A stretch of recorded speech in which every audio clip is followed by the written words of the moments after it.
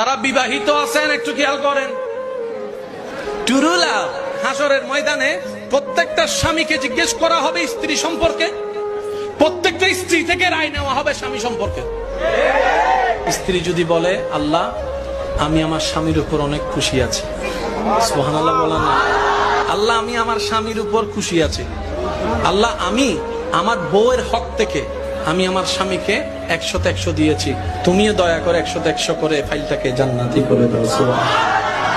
তাইলে আপনারা দয়াকে ফুরফুরাই যদি ঈমান আমল সবকিছু ঠিক থাকে, তাহলে একটা পার্সেন্টেজের বিষয় আছে না নাই? তার মানে স্বামী স্ত্রীর কাছে টাকা, স্ত্রী আবার কথা বলেন না কেন? এই দুইটার পদ্ধতির কথা ইসলামে আছে না নাই? এখন আপনারা বলেন দেশের জন্য সমাজের দরকার, বলেন না দেশ হওয়ার জন্য সমাজের দরকার, সমাজ হওয়ার জন্য পরিবারের দরকার, পরিবার হওয়ার জন্য স্বামী স্ত্রীর দরকার, মা বাবা সন্তানের দরকার। ইসলাম প্রত্যেকটা পার্ট নিয়ে কথা বলেছেন এবং সমাধান দিয়েছেন। আমরা নিতে নেওয়ার মতো নিতে জানি নাই, ব্যর্থতা আমাদের, ধরার মতো ধরতে জানি নাই, ব্যর্থতা আমাদের। কথা বলেন ঠিক কিনা?